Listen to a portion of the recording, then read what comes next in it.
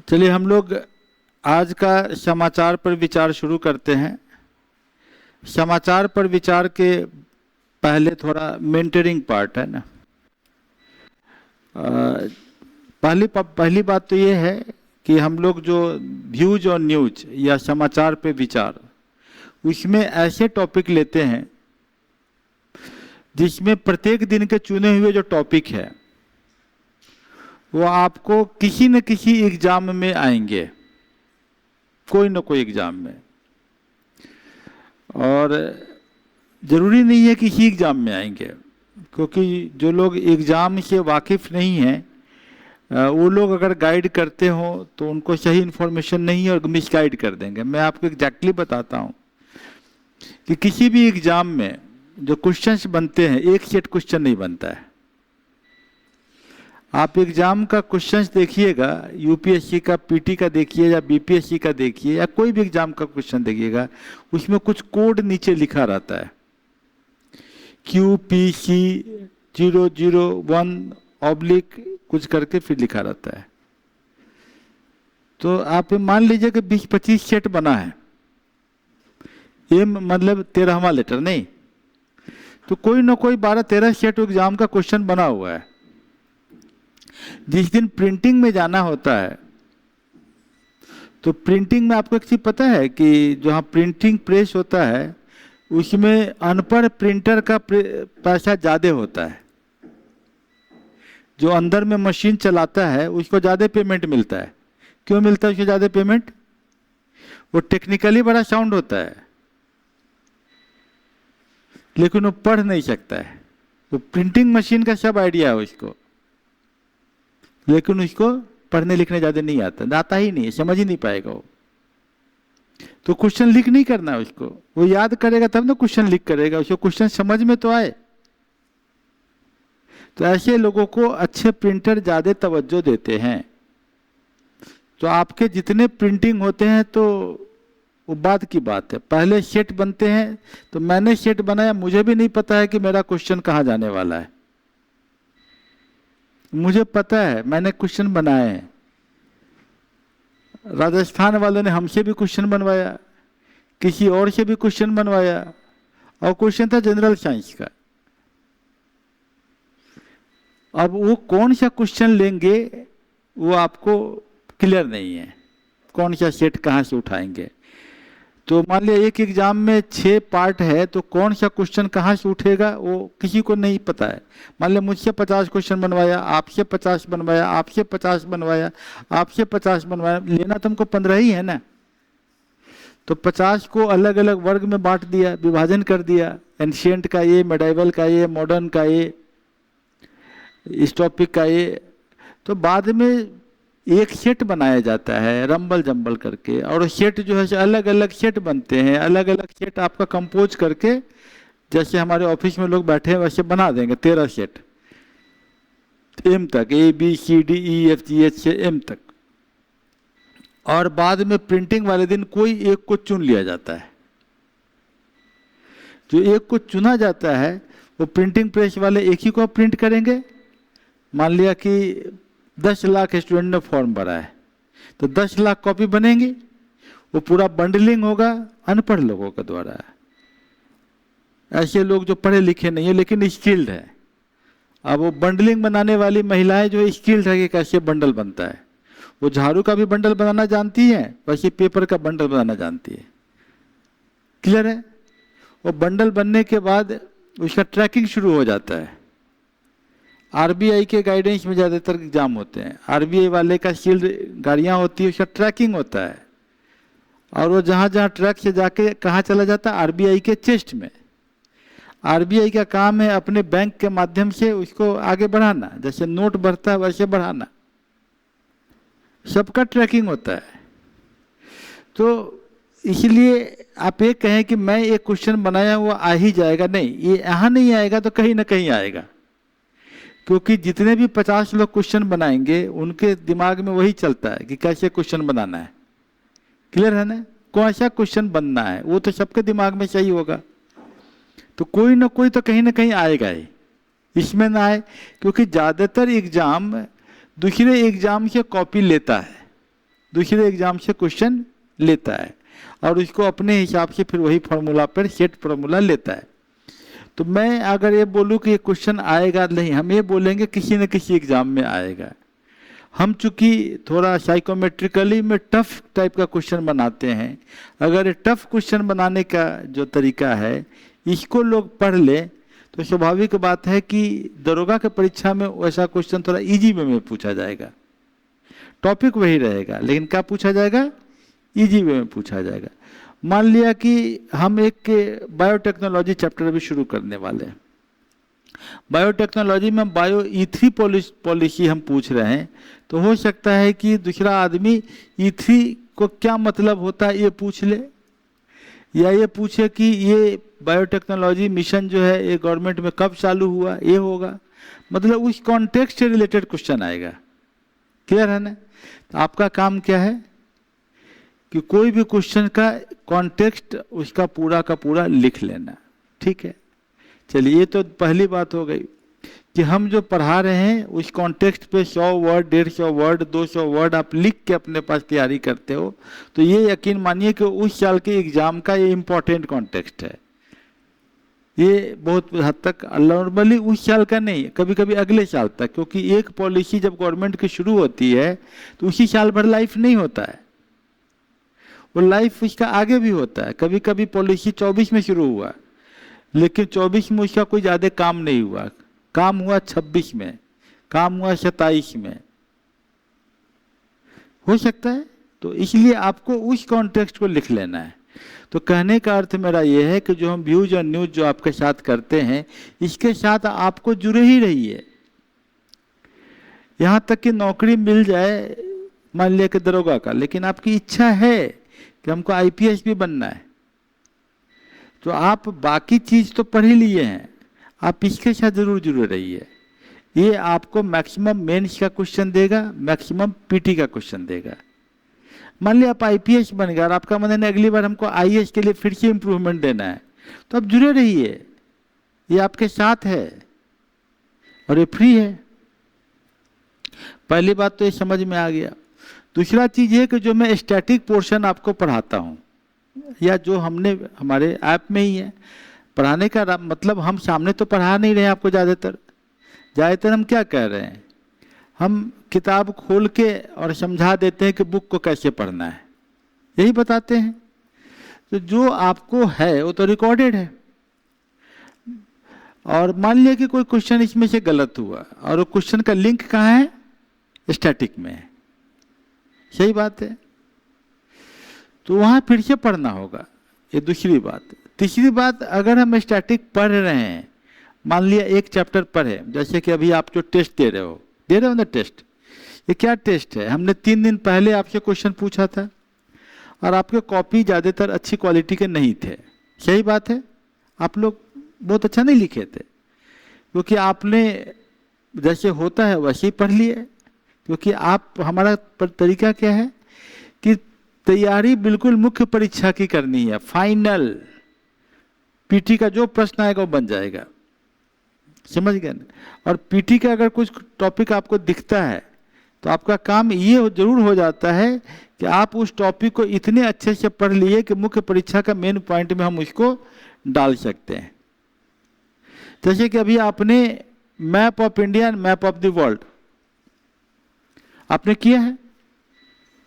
Map of India, map of the world में हमें लगता है कि ये दूसरी या तीसरी बार आप इसको उसी क्वेश्चन को फिर से लिख रहे होंगे, क्लियर है। कुछ लोग दूसरी बार और कुछ लोग पहली बार भी हो सकते हैं, लेकिन दूसरा बार फिर लिखने के लिए तैयार है ये तीसरी बार, क्योंकि मुझे स्टूडेंट की साइकोलॉजी पता है, वो सोचता कर लेंगे, किया नहीं होता है, प्रोकास्टिनेशन, आगे करेंगे, वो कब करेंगे तब तक में दूसरा टॉपिक इंपॉर्टेंट हो जाएगा। तो जो आपने किया है वो तो कर लीजिए। Map of India and map of world latitude longitude के हिसाब से शहरों के नाम, कौन सा स्टेट आ रहा है और स्टेट की बाउंड्री कहाँ जा रही है, 66.5 डिग्री पर कौन कौन सा दुनिया के कंट्री आ रहे हैं, 0 डिग्री पर कौन आ रहा है। मान लिया आपको हम क्वेश्चन पूछ दे, साउथ अमेरिका एक दिन हम पढ़ाए थे कि इक्वेटर से कौन कौन सा कंट्री साउथ अमेरिका में जाता है? चिली तो बिल्कुल नहीं जाएगा, सवाल ही नहीं है। चिली के तो दूर दूर तक, ब्राजील, हाँ 3 ही कंट्री होते हैं। इक्वाडोर का नाम ही इक्वेटर है, ठीक है ना, कोलंबिया होगा, ब्राजील होगा। तो आपका ये सब चीजें कौन करेगा? पूछेंगे कि भाई आपको इक्वेटर से कौन कौन सा लेक पार कर जाता है, कौन सा लेक वर्ल्ड का इक्वेटर से पार कर जाता है। तो ये आपको करना पड़ेगा। फिर से टेस्ट लेंगे। ये टेस्ट आपके लिए एक तब तक लेते रहेंगे जब तक कि पूरा दुनिया का सब कुछ वैसे नहीं पता हो जाए जैसे एक अनपढ़ आदमी को आपके गांव का सब खेत पता होता है कि किस खेत के बगल में कौन सा पोखरा है और किस खेत के बगल में जामुन का पेड़ है। पता है ना, अनपढ़ आदमी को पता रहता है ना, पता है। उतना अनपढ़ आपको बनना है। कितना अनपढ़ बनना है? जितना गांव का अनपढ़ आदमी है उसको पता रहता है उसके गांव में कम से कम 600 खेत होते हैं, और 600 खेत का हर का उसको किस खेत में अभी श्यामा लगा है और किस खेत में इस बार अलुआ लगाया है और किस में सुथनी लगाया है और किस में अभी गेहूं चल रहा है, हर साल का पता है उसको। पूछ लीजिए, हम आपको ले चलते अपने गांव में, हम पूछवा देंगे उनसे। आपको भी पूरे दुनिया के सभी कंट्री ऐसे ही पता होना चाहिए। हम आपको बिल्कुल कहेंगे कि भाई हम चाइना से चल रहे हैं, हमको अफगानिस्तान पहुंचना है, इंडिया का बाउंड्री टच नहीं होनी चाहिए, रशिया की बाउंड्री टच नहीं होनी चाहिए, कौन सा कंट्री होगा आपको याद होना चाहिए। नहीं मंगोलिया तो सब कहाँ, आपको बोला जा रहा है हाजीपुर जाने को, तो आप बोलिए कि पहले हम फतुहा पहुंच जाएंगे और फिर फतुहा से लौट के हम जो है सो मोकामा से लौट के हाजीपुर रामाशीष चौक पे आएंगे। आपको रामाशीष चौक बगल में ही है, समझ गए? क्लियर है ना? तो आप नहीं है, आप मतलब कि क्लियर नहीं है कि चाइना से हम निकल रहे हैं तो कौन सा कंट्री है जिसको पार करते हुए हम अफगानिस्तान, ईरान, टर्की होते हुए हम जो है सो रोम तक जाना है हमको। तो ये अगर पता हो गया तो आपको सिल्क रूट पता हो जाएगा। फिर हिस्ट्री में सिल्क रूट आएगा तो आपके दिमाग में आएगा कि अच्छा ये वाला पुराना सिविलाइजेशन था। देखिए हम आपको इंफॉर्मेशन ज़्यादा नहीं दे सकते, इंफॉर्मेशन भी मैं आपको बता सकता हूं कि कहाँ आपका क्या क्वेश्चन आने की संभावना है। क्लियर है? तो वैसे हम बता देते हैं कि वो तुर्कमेनिस्तान, उज्बेकिस्तान, कजाकिस्तान होते हुए अफगानिस्तान जाएगा, लेकिन this is not expected from me, this is expected from you. क्योंकि आपको गांव का हर खेत वैसे ही पता होना चाहिए कि उसके खेत में पहुंचने के लिए कौन सा आदमी का 3 खेत पर पहुंचोगे तब जाके उस खेत में जा पाओगे। गांव के लोग को पता होता है भाई, तो आपको क्यों नहीं पता है? आप तो 6ठे क्लास से मैप कर रहे हो, सही है ना? तो इसलिए मैप वाले टेस्ट हमेशा आपको लगे रहेंगे। जब तक मैप क्लियर नहीं होगा ज्योग्राफी में हम घुसेंगे ही नहीं। क्लियर है? तो कि इतना जरूरी है। क्लियर हो रहा है कि नहीं?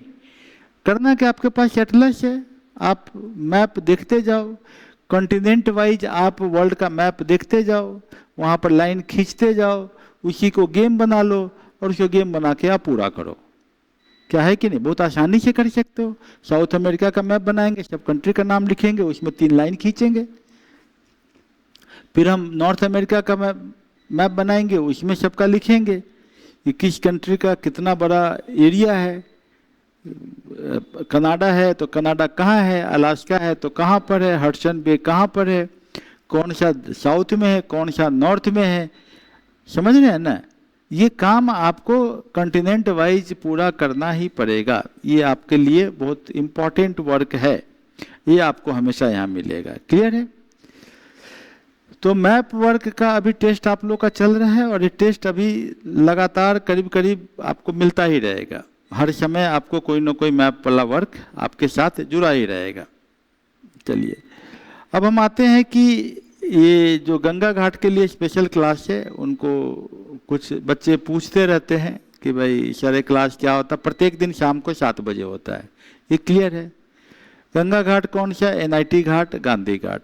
कहाँ है? तो एनआईटी जो इंजीनियरिंग कॉलेज है उसके जस्ट पीछे में घाट है। उन्हीं घाट में जहाँ आरती होती है उन्हीं सीढ़ियों पर। पहली बात तो ये है। तो बच्चे जो है बार बार व्हाट्सएप पे पूछते रहते, चैनल में पूछते रहते हैं। शाम को डेली 7 बजे से 9 बजे हम रहते हैं। जो आते हैं अपने मार्गदर्शन के लिए ही ज़्यादातर लोग आते हैं कि सर हम कैसे आगे बढ़ेंगे। उसमें से ज़्यादातर बच्चे बेचारे किसी भी नौकरी पाने की तलाश में रहते हैं। किसी तरह कोई नौकरी मिल जाए ताकि सरकारी पैसा आए और फिर हम आगे का रास्ता बनाएं, क्योंकि गार्जियन अब थक गया है, वो पैसा देने में परेशान है। तो बेचारे ऐसे ही बच्चे ज़्यादातर आते हैं। तो या फिर बीपीएससी पिछली बार थोड़े नंबर से छूट गया है।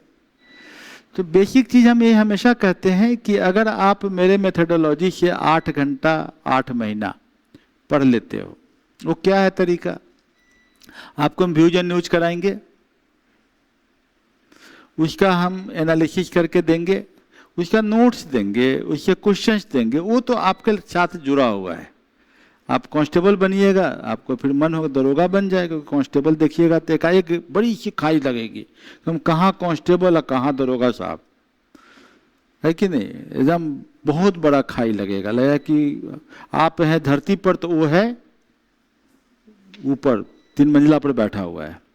दरोगा बन जाइएगा तो डीएसपी साहब ऐसे ही दिखेंगे कि आप धरती पर, डीएसपी साहब 3 मंजिला पर बैठे हुए हैं। और जब डीएसपी बन जाइएगा तो एसपी साहब आपको वैसे ही दिखाई देंगे। क्लियर है ना? तो आप ठीक है, आप अच्छी बात है कि आप गार्जियन को पहले फ्री कर देते हैं, और गार्जियन को फ्री करने के बाद आप जुड़े रहिए व्यूज एंड न्यूज से, क्योंकि 8 महीना का टाइम जो है स्टैटिक का वो तो आपका हो ही जाएगा 8 किताबों से। इसके साथ जुड़े रहिए, दोनों मिला के कोई भी एग्जाम का फॉर्म भरिए, 2 महीना पहले टेस्ट लगाइए, आपका एग्जाम में बहुत अच्छी तैयारी हो जाएगी। तो आप नौकरी करते हुए भी कर सकते हैं। सबसे बड़ा मौका तो टीचर का है। हम तो ज़्यादातर गंगा घाट वालों को बोलते हैं कि बेटा बीएड तो कर ही लो, डिप्लोमा एजुकेशन तो कर ही लो, क्योंकि 8 महीना जैसे ही मेरे साथ तुम जुड़ जाओगे उसके बाद 2 महीना और लगेगा, टीचर की नौकरी तो वैसे ही मिल जाएगी। टीचर बन गए, उसके बाद क्या करना? बीपीएससी के लिए वही तो 8 महीना का पढ़े ही हो तुम स्टैटिक, वो तो तुम्हारे ऐप में है ही, फिर से उसको पढ़ो और 2 महीना बीपीएससी का मॉक टेस्ट लगाओ। वही चीज़ है जो पढ़ना है तुमको दोबारा। फिर बीपीएससी में मान लिया तुमको मिल गया एमओ, अब हुआ कि नहीं हमको जो है एमओ बने हैं, हमको एसटीएम बनना है, उसी एग्जाम में एमओ का पोस्ट है। एमओ बनोगे तो एसटीएम के पहुँचते पहुँचते 20 साल लग जाएंगे। तो फिर बोलो कि नहीं हमको कम से कम बीपीएससी में रैंक आए ताकि हम एसटीएम बने। तो अच्छा रैंक रहेगा तभी एसटीएम बनोगे। अभी 2000 का वैकेंसी आया तो 2000वां रैंक वाला एमओ बना और ऊपर के 200 रैंक वाला एसटीओ बना। तो एसटीएम मतलब कि एक एमओ को 20 साल लगेगा वहाँ एसटीओ बनने में। क्लियर है ना? एसटीओ साहब के लिए गार्ड उड़ रहेगा, एमओ साहब अपना स्कूटर से आएंगे, तो ससुराल की गाड़ी रहेगी तो उसी गाड़ी से अपना पेट्रोल भरा के ऑफिस पहुँचेंगे। तो उनका गाड़ी घोड़ा रहेगा, आपके पास अपना स्कूटर या आपकी अपनी व्यवस्था रहेगी। फर्क हो जाता बहुत बड़ा, एक ही एग्जाम का में है, बहुत बड़ा फर्क है। क्लियर है ना? इतना बड़ा फर्क यूपीएससी में नहीं है जितना बड़ा फर्क बीपीएससी में है। यूपीएससी में आप एक बार ग्रुप ए में आ गए तो आप कभी किसी कमिश्नर के ऊपर भी पहुंच जाओगे, चाहे आप रेलवे में ही क्यों ना हो, मिनिस्ट्री में चले जाओगे, आपका अपना व्यवस्था सब जगह ठीक ही रहेगा। लेकिन यहाँ नहीं है, यहाँ पर बहुत ज़्यादा बड़ा गैप है। अभी हम गए थे, एक महिला मिली थी तो महिला बोली कि हम सर स्कूल के मैनेजर हैं, मतलब कि वो ब्लॉक वेलफेयर ऑफिसर के बराबर का पोस्ट है। अब ब्लॉक वेलफेयर ऑफिसर का मतलब है कि 2000 पोस्ट आया है तो 19वां रैंक होगा, और उसी एग्जाम से दूसरा डिस्ट्रिक्ट वेलफेयर ऑफिसर बनता है। अब बताइए, अब ब्लॉक वेलफेयर ऑफिसर को डिस्ट्रिक्ट वेलफेयर ऑफिसर उसी बैच के आदमी को उस 1 साल के गैप को पूरा करने में आपको लग जाएगा 20 साल। तो आदमी को चाहिए कि ठीक है फिर से हम इम्प्रूवमेंट देंगे, एज हमारा है ही, तो क्या करना, 8 महीना वाला जो आपका ऐप में है वो तो आपका पढ़ा ही हुआ है, उसको फिर से रिवाइज कीजिए और 2 महीना आप हमारे साथ जुड़िए। अब एक बात बताओ कि मान लिया तुमने पॉलिटी पढ़ा है, पहली बार पढ़े हो, बहुत चीज याद नहीं होगा। जैसे आज ही हम बात करेंगे कि भाई जो आपका शेड्यूल है 12th शेड्यूल क्या है बताओ, 12वां शेड्यूल क्या है? अभी नहीं याद आ रहा आपको? 12वां शेड्यूल के अंदर में होता है, लास्ट शेड्यूल हम पूछ रहे हैं, वो भी आएगा, क्वेश्चन आएगा, और म्यूनिसिपैलिटी के बारे में है। 11वां शेड्यूल क्या है? पंचायत के बारे में है। 10th शेड्यूल क्या है? एंटी डिफेक्शन के बारे में। चलिए हम एक वानगी दे रहे हैं आपको, आपने पढ़ा है पूरा पॉलिटी, लेकिन अभी आपको क्वेश्चन पूछे तो शायद आपको कंफ्यूजन थोड़ा हो रहा होगा या आपको याद नहीं आ रहा होगा। क्लियर है ना? तो आपका काम क्या है, जब दोबारा पढ़िएगा तो आपको क्या याद करना होगा? हर शेड्यूल में क्या क्या है, तीसरा शेड्यूल क्या है, पहला क्या है, दूसरा क्या है, पांचवा क्या है, छठा क्या है, ये आपको एक शेड्यूल एक बार एक पेज में लिख के याद कर लीजिएगा, पढ़ा हुआ तो है ही। फिर आपको क्या करना होगा? 395 आर्टिकल्स हैं, 395 आर्टिकल्स को धीरे धीरे देख देख के याद कर लीजिएगा दूसरा बार में। तो स्वाभाविक बात है कि एक क्वेश्चन जो पिछले बार इस कारण से गलती हुआ था, इस कारण हम एमओ बन गए, अगली बार में 12th शेड्यूल याद रहेगा, तो हमारा 1 नंबर बढ़ जाएगा। और 1 नंबर बढ़ने का मतलब आपका रैंक करीब 50-60-100 बढ़ जाता है। पता है कि नहीं? हम बताए थे ना, 528 में सिलेक्शन हुआ है। अब 528 में मेरे गांव का एक लड़का, उसका सिलेक्शन नहीं हुआ है, क्योंकि एक ही नंबर पे 6 लोग थे, तो 6 में 2 को लिया, 4 को नहीं लिया। ऐसा होता है लोअर रैंक में, एक पर 4 लोग रहते हैं, 5 लोग रहते हैं। 1 नंबर के कारण आप आगे बढ़ जाते हैं, या पीटी में 40,000 रैंक पीछे चले जाते हैं। तो आप जब बार बार पढ़िएगा स्टैटिक पोर्शन को, तो आपके साथ बहुत अच्छी बात रहेगी कि आपका रैंक इम्प्रूव करेगा तो आप बहुत आगे बढ़ेंगे। क्लियर है ना? ये कुछ मेंटरिंग एस्पेक्ट है जो कि आपको बिल्कुल पता होना चाहिए। सही है। अब हम आ रहे हैं अपने न्यूज एनालिसिस वाले पेज पे, है ना? तो न्यूज एनालिसिस वाले पेज में जो पहला टॉपिक हम डिस्कस कर रहे हैं वो साइंस एंड टेक्नोलॉजी का है। स्वाभाविक बात है कि साइंस एंड टेक्नोलॉजी जब हम पढ़ेंगे तो उस समय हम इसमें से कुछ चीज़ पढ़ भी लेंगे स्टैटिक में, लेकिन वो फाउंडेशनल लेवल रहेगा। अभी हम लोग दोनों जोड़ लेते हैं। ये कौन से चैप्टर के अंदर में आ रहा है? ये चैप्टर है बायोटेक्नोलॉजी। कौन सा चैप्टर है? बायोटेक्नोलॉजी। बायोटेक्नोलॉजी से एक न एक सवाल यूपीएससी के मेंस में आना ही है। अब हमें नहीं बोले यही सवाल आएगा, क्यों नहीं आएगा वही सवाल? क्योंकि क्वेश्चन 6 आदमी 7 आदमी अलग अलग बनाए रहते हैं, लेकिन सबके दिमाग में एक बात है कि बायोटेक्नोलॉजी से एक सवाल देना पड़ेगा। सबके दिमाग में एक बात जरूर इस बार घुस रहा होगा, कोई भी आदमी को दीजिए, किसी भी इंटेलेक्चुअल को क्वेश्चन बनाने दीजिए, जिसका हाई इंटेलेक्चुअल होगा उसी को ना दिया जाएगा। क्वेश्चन कौन बनाएगा?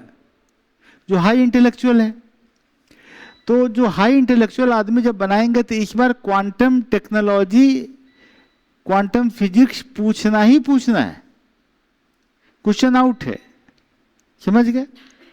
तो आपका क्वेश्चन चाहे जैसे आए, इधर से आए ऐसे पूछे, या उसका लैंग्वेज बदल के पूछे, या उधर से पूछे, आएगा कहाँ से? क्वांटम से।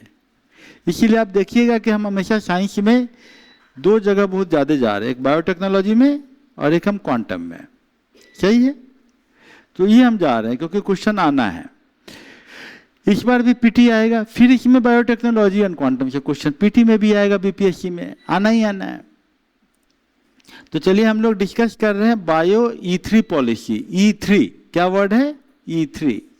E3 का मतलब है इकोनॉमी, इन्वायरमेंट एंड एम्प्लॉयमेंट। क्या नाम है? E3, economy, environment and employment. तो ये जो पॉलिसी है, ये पॉलिसी अप्रूवल हुआ 2024 में। हम लोग इसको आगे पढ़ लेंगे, खाली एक हेडिंग अभी देखते जाते हैं। दूसरा जीनोम इंडिया प्रोजेक्ट। जीनोम मतलब होता है कि आपके बॉडी में जितने जीन्स है उस सब का मैपिंग करना। जीनोम का जब मैपिंग करेंगे तो स्वाभाविक बात है जीन का मतलब डीएनए, डीएनए का हेलिक्स स्ट्रक्चर से जीनोम का मैपिंग होता है, कितने तरह के जीन पाए जाते हैं, यही ना मतलब हुआ। तो ये जो जीनोम इंडिया प्रोजेक्ट है इसका बहुत बड़ा एप्लीकेशन है।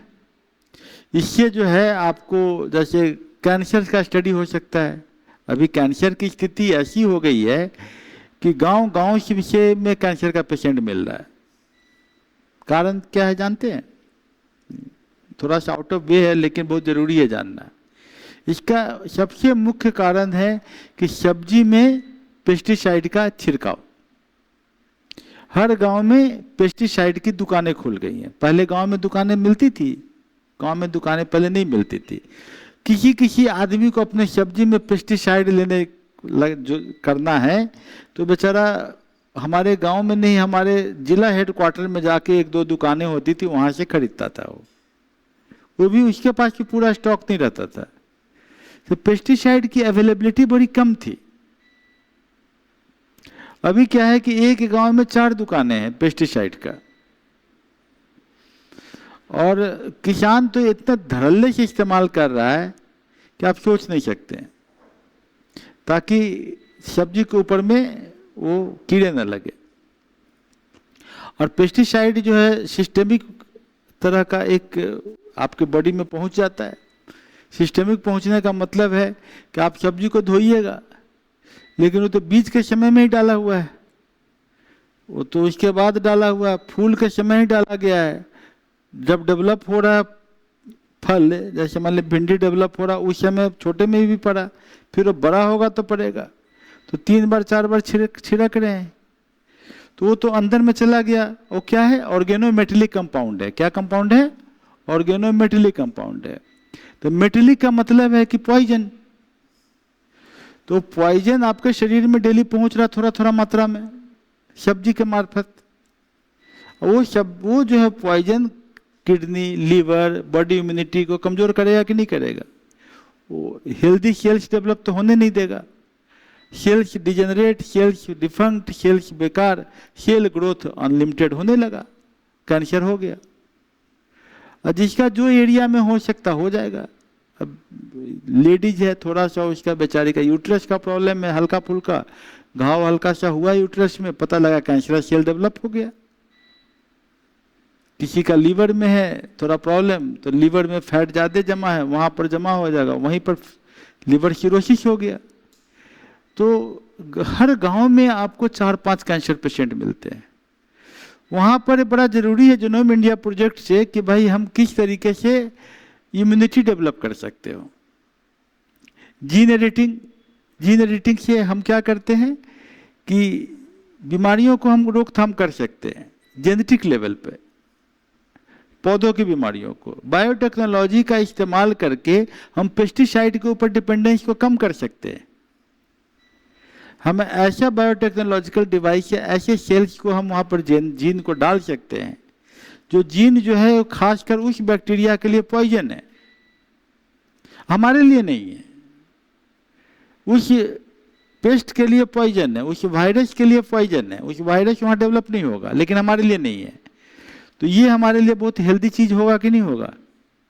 तो जीन एडिटिंग, जीन को एडिट करते हैं। इसका टेक्नोलॉजी जो है क्या करते हैं? कट कर देते हैं। क्रिस्पर Cas9 एक तरह का कैंची है जो कि कट कर देता है, कट करके उस जीन को हटा के उस जगह दूसरा जीन डाल देते हैं।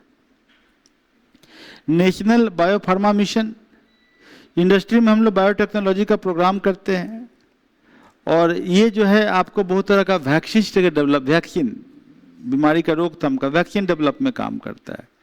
और दूसरा है कि मैसेंजर आरएनए वैक्सीन टेक्नोलॉजी। ये क्या है भाई? मैसेंजर आरएनए वैक्सीन टेक्नोलॉजी मतलब कि आप जानते हैं मैसेंजर आरएनए डीएनए से आरएनए में जाता है, और मैसेंजर आरएनए प्रोटीन बनाता है। तो प्रोटीन ही हम जब वैक्सीन डालते हैं तो क्या करते हैं? कोई प्रोटीन डालते हैं, हम यहाँ मैसेंजर आरएनए ही डाल देते हैं, ताकि उससे जो वैक्सीन बनेगा वो वैक्सीन बीमारी का रोकथाम आसानी से कर सकता है। तो बायोटेक्नोलॉजिकल इंटरवेंशन, प्रिसीजन मेडिसिन, ऐसा मेडिसिन जो कि सीधे सीधे जेनेटिकली हम किसी के बॉडी के अंदर पहुंच के उसको ठीक कर सकते हो।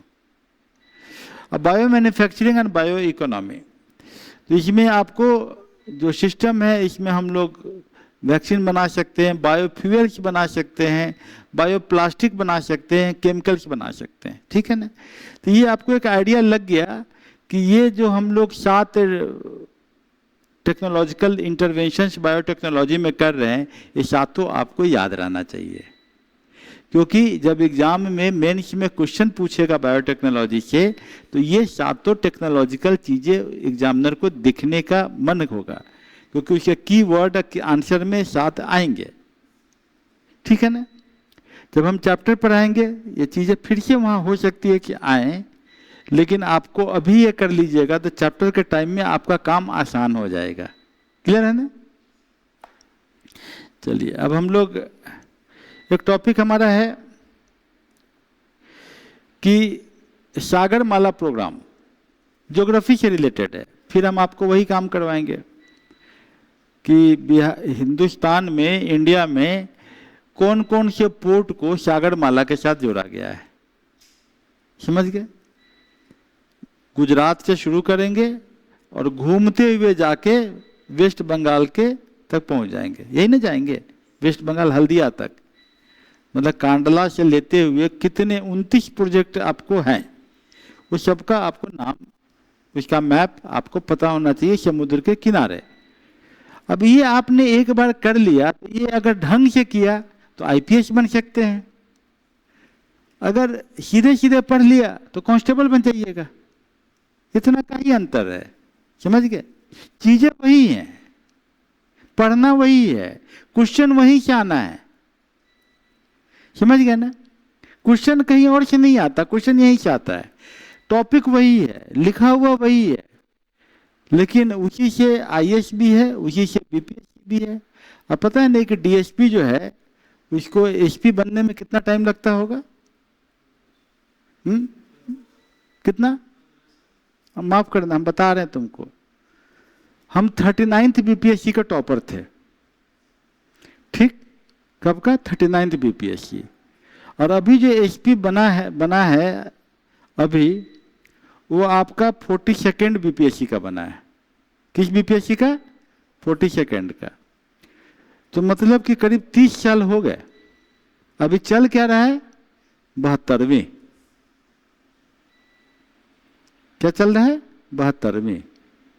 क्लियर है, समझ गए। 30 साल लगा एसपी बनने में, और एक बीपीएससी वाले को डीएम बनने में कितना टाइम लगा? रिटायरमेंट के 6 महीना पहले 34 साल की नौकरी हो गई, तब जाके बेचारा वो डीएम बना। और एक आईएएस से डीएम कितना साल में बनता है? 4.5 साल में, ठीक। SDO, DDC, DM. एसडीओ रहेगा 1.5 साल, डीडीसी रहेगा 1.5 साल, उसके बाद डीएम का लाइन चालू बन जाएगा। 11 साल तक डीएम रहेगा, छोटा जिला से बड़ा जिला मिला जुला के। 11 साल बाद वो मंत्रालय में आ जाएगा, तो कमिश्नर के रैंक में थोड़ा पावरफुल पोस्ट पे आ जाएगा। तो यही है सागरमाला, वहां भी कांस्टेबल में भी पूछना है, क्लियर है। और सागरमाला आईपीएस में भी पूछना है। आपने किस तरीके से अपने कॉपी को लिखा है, इस पे डिपेंड करता है कि आप कांस्टेबल बनने वाले हैं कि आप आईपीएस बनने वाले हैं। कि कुछ क्लियर हो रहा है ना कंसेप्ट। तो यहाँ सागरमाला प्रोग्राम्स में, इसमें हम लोग कि इंडिया के ज्योग्राफिकल एडवांटेज को, इकोनॉमिक कम्पिटिटिवनेस को हम लोग पोर्ट का डेवलपमेंट करेंगे और इसको मॉडर्नाइज करेंगे। वो कौन कौन से पोर्ट है उसका आपको मैप बनाना होगा। और इसको पूरी इकोनॉमी को हम लोग कहते हैं ब्लू इकोनॉमी। क्या कहते हैं? Blue economy. फिर हम लोग कुछ करेंट अफेयर का टॉपिक पढ़ रहे हैं। नहीं, एक और टॉपिक कोई होगा कहीं पर, वो शायद डाला नहीं है क्या? नहीं, अच्छा। एक है नेशनल वाटर मिशन। क्या है? National water mission. ठीक है, कल पढ़ा देंगे, कोई दिक्कत नहीं डाला है तो। हमने बताया था कि नेशनल वाटरवेज, नेशनल वाटरवेज, जैसे नेशनल हाईवे होता है ना, वैसे क्या होता है? National waterways. जैसे गंगा वाला जो है नेशनल वाटरवे 1 है ना, तो वैसे उस सबका भी मैप बनाना है। वो कल का मैप हो जाएगा, तभी सागरमाला कर लीजिएगा, कल आपको ये कर लेंगे। मेरा पर्पस ये है कि हम इस तरह के व्यूज और न्यूज में टॉपिक डाल डाल के आपका ज्योग्राफी का मैप पोर्शन में आपको वैसे ही क्लियर कर दे, जैसे गांव से होकर के नदी जा रही है तो सबको पता है कि नदी के इस पार में किसका घर है, उस पार में किसका घर है, क्या पता होता है कि नहीं होता है? तो किसके घर के बाद किसका घर आएगा नदी के किनारे।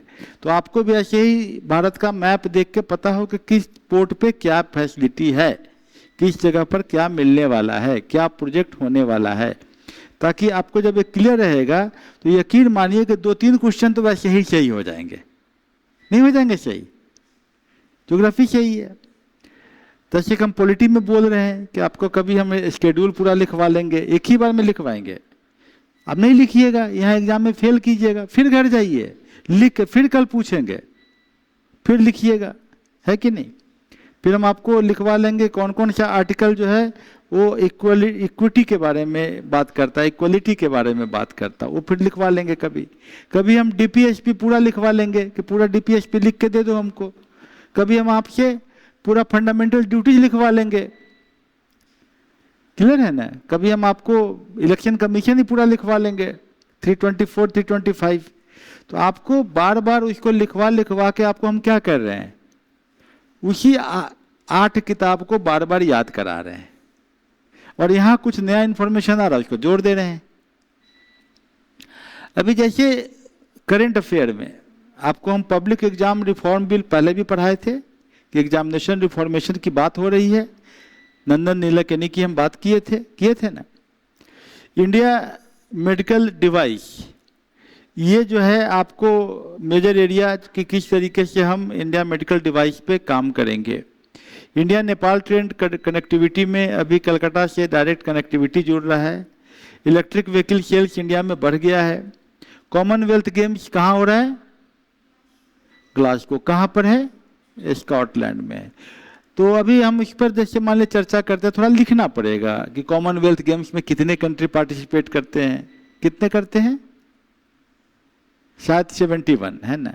इस बार का मस्कट क्या है, उसका मस्कट मतलब उसका सिंबल होता है वो क्या है, भारत की ओर से कौन रिप्रेजेंट करने जा रहा है, ये सब आपको थोड़ा लिखना पड़ेगा, ताकि क्वेश्चन यहाँ से अगर आए तो आपके लिए कोई ना कोई सब कुछ आप तो लिखा ही हुआ है।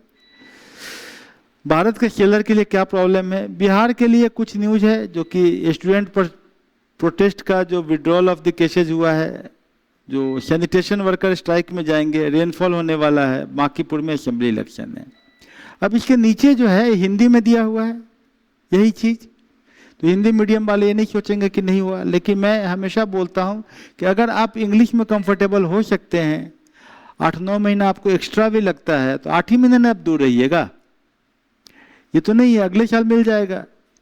अरे ये आप भी आईपीएस या दूसरा 1 साल बाद आईपीएस, मान लिया ये आप भी आईएएस दूसरा 1 साल बाद आईएएस, तो ज़्यादा का फर्क नहीं पड़ेगा, वो आपको करीब करीब थोड़ा आगे पीछे होता रहेगा। कभी ऐसा मौका मिलेगा कि बहुत अच्छा काम किया तो आगे 1 साल आप आगे वाले के भी ऊपर आप चले जाइएगा। जैसे मेरा भी आउट ऑफ टर्न प्रमोशन हुआ तो हम 4 बैच ऊपर चले गए, तो हो जाता है। कोरोना में इसमें काम किए थे कारगिल में, तो प्रमोशन हो गया, अपने बैच से 4 बैच ऊपर चले गए, तो होता है। ये कोई बहुत बड़ी बात नहीं है। लेकिन आपको जो है ये हिंदी वाले अगर इंग्लिश में आते हैं तो उनका पर्सनैलिटी वाइज डेवलपमेंट तो हो जाता है, उनके व्यक्तित्व में इन्फिनिटी कॉम्प्लेक्स थोड़ा कम हो जाता है, उनके एवेन्यूज तो बढ़ जाते हैं, और ज़्यादा टाइम लगता नहीं है इंग्लिश में आने में। आप अगर सही में अपने प्रति ईमानदार हैं, अपने माइंड को डिस्ट्रैक्ट नहीं करते हैं, तो 5 महीना बहुत है। 5 महीना में आप उस लेवल में आ जाइएगा जिस लेवल में यूपीएससी का इंग्लिश आप लिखने की स्थिति में पहुंच जाइएगा। क्योंकि 5 साल में 5वां क्लास तक तो पढ़ ही लीजिएगा ना भाई, और 6ठा क्लास के लेवल का तो यूपीएससी लिखते ही हैं लोग, उसी लेवल के तो इंग्लिश लिखनी होती। पढ़ के सुनाए थे ना 6th क्लास का इंग्लिश सोशल स्टडीज का, वही इंग्लिश है। तो आपको 5 महीना में खत्म हो जाता है, अच्छे से आप कर सकते हैं अगर आप करना चाहे तो बड़ा मुश्किल काम नहीं है, बहुत आसान काम है। तो ये हिंदी में है, लेकिन हाँ कुछ लोग हैं जो कि बोलते हैं कि नहीं हम तो बिल्कुल हैं कि हमको तो मातृभाषा है, माँ है मेरी, कैसे छोड़ देंगे, तो उनका तो कुछ कह नहीं सकते। तो ये जो है आपको बायो E3 पॉलिसी का आपका ये नोट्स बना हुआ है, इम्पोर्टेंट पॉइंट्स है, बहुत ईजी इंग्लिश है, इसमें कुछ है नहीं ज़्यादा समझने में, कि approved by the government of India in 2024, लेकिन हर साल इम्पोर्टेंट होता जा रहा है। ये बायो E3 पॉलिसी शुरू तो तभी हुआ था।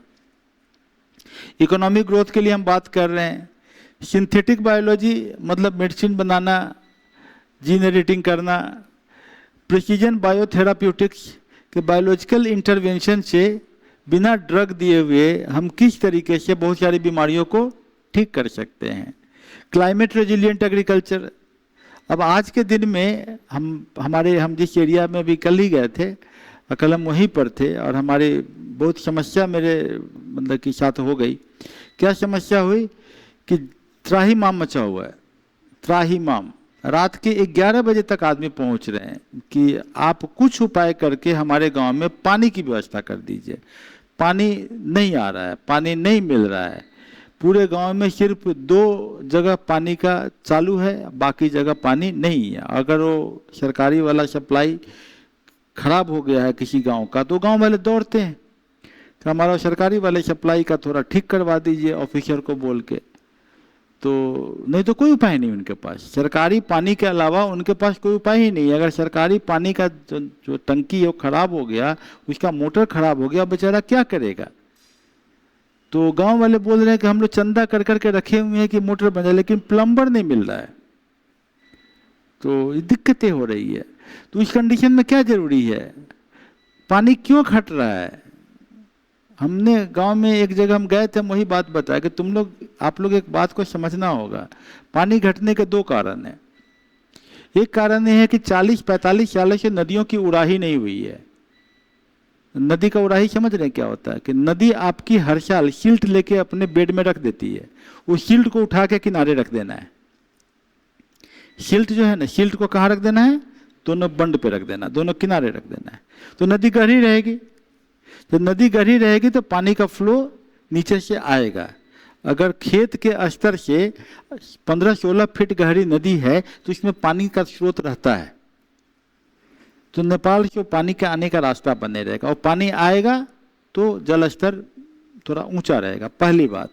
और दूसरा चीज़ क्या, कि हर जगह खाली धान की खेती और किससे करेंगे, ग्राउंड वाटर से पानी निकाल के करेंगे। तो धान की खेती में तो कीचड़ करना होता है, और कीचड़ के लिए बहुत पानी चाहिए, और पानी अगर बहुत ज़्यादा निकाल लेंगे तो ग्राउंड वाटर में पॉकेट्स बन जाएगा, जहाँ जहाँ से पानी निकल गया तो कंटिन्यूटी ग्राउंड वाटर में मिलेगा नहीं। तो किसी पॉकेट में पानी होगा, किसी पॉकेट में पानी नहीं होगा। उस आदमी का चापाकल चालू है, उस आदमी का चापाकल सूख गया, बगले में है चापाकल, उसका भी 250 फीट, उसका भी 250 फीट, उसका सूख गया, मेरा चालू है, मान लिया। बात समझे कि नहीं। तो ये समस्या होगी। इसका क्या उपाय है, पानी घटे नहीं, जल स्तर न नीचे जाए, जल स्तर ठीक ठाक रहे, नदी की उड़ाही। और दूसरा, धान की खेती में पानी का जो लगातार लोग दोहन कर रहे हैं, उसके बदले में धान की खेती, ऐसे धान के बीज लगाए जाए जिसमें कि पानी की जरूरत न पड़े। क्या ऐसा है? बायोटेक्नोलॉजी के इंटरवेंशन से, जेनेटिक इंजीनियरिंग के इंटरवेंशन से ऐसे धान आ गए हैं। क्लियर है ना। तो इस तरह के जो धान है, इस पर क्वेश्चन पूछे जाने की संभावना बनी हुई है। क्लाइमेट रेजिलिएंट पैडी, आपको ऐसे करना है तो देख लीजिए, यहाँ पर क्या करना होगा आपको, ऐसे आप लीजिए और गूगल में पूछ लीजिए कि क्लाइमेट क्या drought resistant paddy, DROUGHT, drought resistant paddy.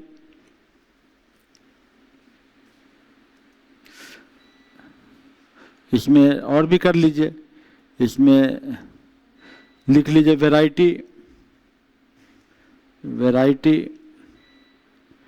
फिर लिख लीजिए कल्टीवेशन। इस पर आपको एक मिल जाएगा। ये बिहार में जब आप लिखिएगा तो आपके लिए बहुत अच्छा है, एग्जाम में बन सकता है। तो paddy grows in Karnataka, rice ball advise opt for क्या भाई, तो ड्रॉट रेसिस्टेंट अल्टरनेटिव क्रॉप। क्या करना है इनको, यहाँ बता रहे हैं कि मिलेट लगाइए, ज्वार लगाइए, हॉर्स ग्राम लगाइए, इससे फायदा होगा। वैराइटीज कौन सा है भाई, तो एक दे रहा है सहभागी धन धान, स्वर्णा सब वन, है ना। ऐसे करके एक देखिएगा, इसमें एक और मिल जाएगा कि आप इसमें Madagascar method of paddy cultivation, Madagascar method, ये सब न्यूज में आता रहता है, सब पढ़ाएंगे आपको, परेशान मत होइए। लेकिन आप अभी भी चाहे तो बेस बना कर रख सकते हैं। इसमें क्या होता है, intensive rice cultivation, science technology, ये देख लीजिए थोड़ा सा बढ़िया है, ये वाला से आपको आइडिया लग जाएगा। क्या बता रहा है कि intensive rice cultivation IRC, clear है। क्या बोल रहा है कि राइस के बारे में काफ़ी डिमांड हो रहा है। एक मेडागास्कर में system of intensive rice cultivation, इसका नाम है श्री मेथड। क्या मेथड नाम है, Shri, SRI, intensive rice cultivation system डी राइजिकल्चर इंटेंसिव इन फ्रेंच। मेडागास्कर में किया फादर हेनरी ली ल्यूलेन ने, और इन्होंने एक बताया कि धान में बिना कीचड़ किए हुए भी धान लगाए जाएंगे तो वो वैरायटी धान जो है उतना ही फसल देगा, तो आपको ज़्यादा ग्राउंड वाटर की जरूरत नहीं पड़ेगी। इस तरह के जो क्वेश्चन आते हैं, ये question expand to read more, यहाँ देख लो, तो यहाँ पर पूरा का पूरा आपको ये श्री मेथड वाले जो है राइस का, इसका पूरा आपको यहाँ पर दिया हुआ है। ये हम आपको किसी दिन पढ़ाएंगे भी वैसे। तो मेरी बात समझे ना, कि जो हम कह रहे हैं, जो आपके इर्द गिर्द चल रहा है, इससे क्वेश्चन पूछे जाने की संभावना बहुत ज़्यादा रहती है, क्योंकि बिहार का प्रॉब्लम वही है कि धान की खेती में ग्राउंड वाटर खत्म हो रहा है और नदियों की उड़ाही नहीं हो रही है, तो पानी का त्राहिमाम मचा हुआ है। उसके बाद यही सब विकसित भारत वगैरह तो कॉन्सेप्ट दे ही दिया, पढ़िएगा इसको। जीनोम इंडिया प्रोजेक्ट क्या किया, इसमें डिपार्टमेंट ऑफ बायोटेक्नोलॉजी ने 10,000 इंडियन इंडिविजुअल्स को, उसको जो डिफरेंट पॉपुलेशन ग्रुप में डाल के जेनेटिक डाटाबेस तैयार करके किसमें क्या बीमारी होने की संभावना ज़्यादा है वो भी लिखते हुए इन्होंने जो है इसका ट्रीटमेंट क्या होगा, कैंसर से कैसे बचेंगे, उस पर काम कर रहा है। दूसरा है CRISPR-Cas9। अगर ये वर्ड नहीं समझ में आ रहा है तो छोटा सा वीडियो देख लीजिए यूट्यूब में जाके, CRISPR-Cas9, बहुत अच्छा एनिमेशन के द्वारा वो वीडियो बताएगा कि कैसे कटिंग होता है और कैसे जीन के बीच में दूसरा जीन जोड़ा जाता है। तो ये आपको DNA मॉडिफिकेशन की बात करेगा। National biopharma mission, department of biotechnology, इसमें जो है इंडस्ट्री और एकेडमिक मिलकर कोलैबोरेशन करेंगे और बायोटेक्नोलॉजी के माध्यम से जो है तरह तरह के डिजीज को बचाने हटाने वाले मेथड के बारे में बात होगा। Messenger RNA vaccine, messenger RNA क्या होता है, एक ribosomal RNA, transfer RNA, messenger RNA, ये आप लोग 10th क्लास में पढ़े हैं। उस कंसेप्ट को भूल गए होंगे, हमें पता है।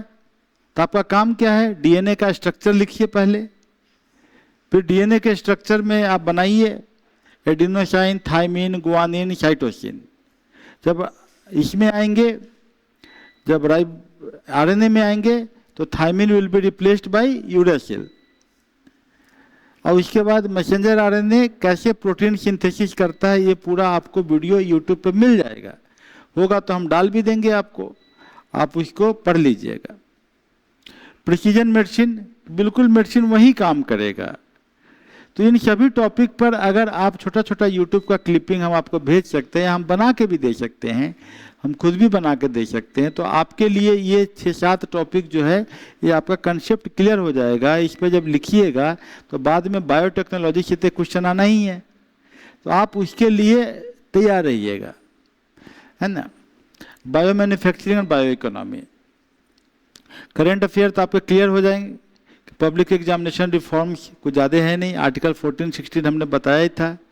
India medical device new Delhi में होने वाला है, इंडियन मेडिकल डिवाइस, इस पर जो डिपार्टमेंट जो करने जा रहा है। इंडिया नेपाल ट्रेड कनेक्टिविटी, ये बता रहा है कि कलकत्ता पोर्ट को नेपाल से जोड़ेगा, है ना, ये पढ़ लीजिएगा। Growth in electric vehicle, India में इलेक्ट्रिक व्हीकल का सेल बढ़ते जा रहा है क्योंकि लिथियम का अवेलेबिलिटी वगैरह क्वेश्चन है। कॉमनवेल्थ गेम्स, तो गुलवीर की सिल्वर मेडल मिला है, इंपॉर्टेंट ज़्यादा नहीं है लेकिन आप देख लीजिए। हरजिंदर कौर सिल्वर मेडल मिला है 69 किलोग्राम वेट लिफ्टिंग कैटेगरी में, है ना। ग्लोबल टाइगर डे 29 जुलाई को क्या कहते हैं, ग्लोबल टाइगर डे। आपसे पूछा जा सकता है कि आज के दिन में भारत में टाइगर का पॉपुलेशन कितना है। दूसरा पूछा जा सकता है कि टाइगर को कैसे समझते हैं कि ये टाइगर, एक टाइगर 2 बार दिखेगा का 2 बार गिना जाएगा। तो एक मेथड है एम स्ट्राइप की। क्या मेथड है, एम स्ट्राइप की। उस मेथड से टाइगर का काउंटिंग होता है। शेलर के बारे में, जो भारत के जो शेलर हैं उन पर अटैक हुआ है। बिहार का बांकीपुर में इलेक्शन हो रहा है, ये सब पढ़ लीजिएगा, सिंपल सा है। अब हम आपको इसके आधार पे कुछ एमसीक्यू पूछते हैं ताकि आपका थोड़ा गेम हो जाए। तो भाई, what is the main objective of public examination amendment bill, क्या मतलब है, सी होगा। Preventive unfair means question paper तो क्या करना है आपको, पहले कॉन्फिडेंट लगाना है और फिर आप आंसर लिखोगे 1 का सी। चलिए, where will India medical device 2026 be held, तो सी लगाना है और न्यू दिल्ली पर टिक लगाना है। जिसमें सी लगेगा 90% चांसेस सही होगा। कौन सा एडिशन है मेडिकल डिवाइस का, डाउट, तो डी लगा के टिक लगा लेना है। What is the approximate size of India medical device industry, D लगाना है या आर लगाना है। ग्लोबल टाइगर डे कब मनाया जाता है, 29, सी लगाना है, टिक लगा लेना है। नेशनल टाइगर कंजर्वेशन अथॉरिटी किस डिपार्टमेंट के अंदर में है, तो सी लगाना है, बी लगा देना है। प्रोजेक्ट टाइगर कब लॉन्च हुआ, ये नहीं हुआ। व्हाट आई मीन टू से कि आपका तरीका क्या है, सी लगाइए, डी लगाइए, आर लगाइए, एक्स लगाइए, टिक लगाइए, ताकि आपको पता लगेगा कि हम कौन सा काम छोड़े हुए हैं। एक आइडिया आपको लगता रहेगा। ऐसे 20 क्वेश्चन आ जाएंगे आपको। इलेक्शन कमीशन किस आर्टिकल के अंदर में आएगा, 24, सी लगा के टिक लगाइए। मिनिमम एज क्या है लोकसभा का, 25 साल। कौन सा रिवर सिस्टम ज्यादा फ्लड डालता है, Kosi Gandak Bagmati. Right to live with dignity, article हाँ ठीक बोले 21, सी लगाइए। Sanitation solid waste management in urban local bodies कौन सा शेड्यूल में आएगा, 12th में आएगा, सी लगाना है, डी लगाना है, ठीक है। तो ये आपका मेथडोलॉजी हो जाता है, आंसर किससे मिला लीजिएगा। तो आप अगर ये काम जो हम कह रहे हैं डेली डेली आपको करना है, besides the work which you are doing in the static portion. Static portion का काम ऐसे करना है कि खाली इंप्रेशन नहीं लेना है, खाली रिपीटिशन नहीं करना है। क्या करना है हमको, WAR लिख लिख कर प्रैक्टिस कर लेना है। इक्वेटर खींचेंगे, सब कंट्री का नाम लिख लिख कर प्रैक्टिस करेंगे। ट्रॉपिक ऑफ कैंसर खींचेंगे, सबका खींचेंगे। ट्रॉपिक ऑफ कैप्रिकॉर्न करेंगे, सबका करेंगे, है कि नहीं। इक्वेटर खींचेंगे, ट्रॉपिक ऑफ कैंसर, सबका हम लोग लिख लिख के करते जाएंगे। क्लियर है ना, कोई दिक्कत नहीं। उसके बाद क्या करना है, उनसे तरह तरह के क्वेश्चन बना के एक दूसरे को क्विज करना। मान लिया आप 6 ही आदमी हो, तो आप लोग एक दूसरे से क्विज करो, एक दूसरे से पूछो। 4 क्वेश्चन आप पूछो, फिर दूसरे को मौका दो 4 क्वेश्चन पूछने का उसी टॉपिक से। तीसरे को बोलो, चौथे को बोलो, 5वें को बोलो। 20 क्वेश्चन तो क्लियर हुआ ना, 5 दिमाग तो चला ना। तो 20 क्वेश्चन अगर मैप वर्क से आपके हो गए, एक कॉन्सेप्ट पे रिलेट करता हुआ, तो आपको 20 क्वेश्चन बने। फिर इनको मौका दो, 4 क्वेश्चन दूसरा पूछो, 4 आप पूछो, 4 आप पूछो, 4 आप पूछो, 4 आप पूछो। ऐसे करके वो चैप्टर तो पूरे तरीके से वर्ल्ड का मैप हो जाएगा ना। 5 आदमी मिलकर डिस्कस करेगा तो कौन कंट्री कहाँ है समझ में आ जाएगा ना। क्लियर है कि नहीं। जैसे कि हम परसों न्यूज इन फोकस में किए थे, मैप इन फोकस में आंध्र प्रदेश, क्या पढ़ाए थे, आंध्र प्रदेश। तो आंध्र प्रदेश लैंडलॉक्ड है कि समुद्र के किनारे है, समुद्र किनारे। लैंडलॉक्ड कौन है, तेलंगाना लैंडलॉक्ड है कि समुद्र किनारे है, लैंडलॉक्ड है। कितने जिला हैं आंध्र प्रदेश में वो देख लीजिएगा। अमरावती कहाँ है, हाँ बेंगलोर से ऊपर में ही है, मतलब कि हैदराबाद के बगल में। और विशाखापत्तनम से कितनी दूरी पर है, विशाखापत्तनम कहाँ है। ऐसे करके पूरा मैप अगर आप बना लेते हैं, आपका जो प्रोजेक्ट है वो कहाँ पर है, इरिगेशन प्रोजेक्ट कहाँ चल रहा है, वो सब बताया है हमने। हाँ, तो ये अमरावती के बारे में जो आपका बुद्धिज्म का वो कर लीजिएगा, तो क्या होता है कि एक स्टेट तो क्लियर हो गया। 4 क्वेश्चन आप पूछिए, 4 क्वेश्चन हम आंध्र प्रदेश वो पूछेंगे, 20 क्वेश्चन करते करते तो पूरा का पूरा टॉपिक जो है कवर हो जाएगा। मैं इस बार गाँव में गया था, गरीब बच्चे लोग हैं बेचारे लोग, पटना में किसी तरह गार्जियन ने 1.5 साल रख दिया। अब पटना रहने का मतलब है 7,500 से 8,000 गरीबों का भी खर्च हो जाता है, सही बात है ना। वैसे अब आप तो हिम्मत नहीं है जाने का, तब बोले कि काम कीजिए 4 बच्चे मिलके यहीं पर रहिए, रेंट भी नहीं लगेगा। कहाँ आप अपना खेत में एक मड़ई बना दीजिए, अपना ये लोग घरा में पानी लेके जाएंगे और अपना घर से जो है सो थोड़ा टिफिन लेके जाएंगे और दिन भर बैठ के पढ़ेंगे। क्या कोई दिक्कत है क्या? आम के पेड़ के नीचे को झोपड़ी बन जाए, हवा भी आती है अच्छी, और घरा में पानी लेके जाएं, और चारों आदमी जो है सो अपना हमें पटना मत भेजो, एक लैपटॉप खरीद दो, 12, 14, 15 हज़ार में लैपटॉप रिफर्बिश्ड मिल जाता है, तो लैपटॉप खरीद दो। ये लोग अपना लैपटॉप से अपना जोड़ जाड़ के देख लेंगे, नेटवर्क तो आता ही है। वैसा जगह बनाओ जहाँ टावर भी जो है, हर गांव में टावर है, टावर के नज़दीक में रहेगा तो लैपटॉप में तो आ ही जाएगा। मान लिया वहाँ रह के मेरे ही ऐप से पढ़ाई कर लें और वहाँ इसी चीज़ को डेली जो है से कर लें, तो क्या घर में रह के पढ़ाई नहीं हो सकती है? 4 आदमी चाहिए, जो 4 लोग मनोयोग से पढ़े और एक दूसरे से क्वेश्चन पूछ के मोटिवेट करते हैं। क्वेश्चन पूछना सबसे बड़ा मोटिवेशन है। दूसरा आदमी तुरंत जो है से बोलता है इसने पूछा हम बता दिया आंसर, मोटिवेशन मिलता है। तो ऐसे करके आप गांव में पढ़ सकते हो, 8 महीना में आप खत्म करो स्टैटिक, और ये तो हम डायनेमिक डेली कर ही रहे हैं। फिर कोई भी एग्जाम होगा, फॉर्म भरोगे, तुमको मॉक टेस्ट हम दे देंगे। वो मॉक टेस्ट अगर हम 40 भी मेरा लगा लोगे तो 10-15 नंबर पहला दिन लगाओगे और लास्ट दिन लगाओगे, 15 नंबर का इजाफा तो हो जाएगा, तुम्हारा पीटी निकल गया। फिर मेंस का तुम मॉक टेस्ट लगाओ, पहला दिन लगाओगे, लास्ट दिन लगाओगे, तुम बहुत अच्छे लेवल में पहुंच जाओगे।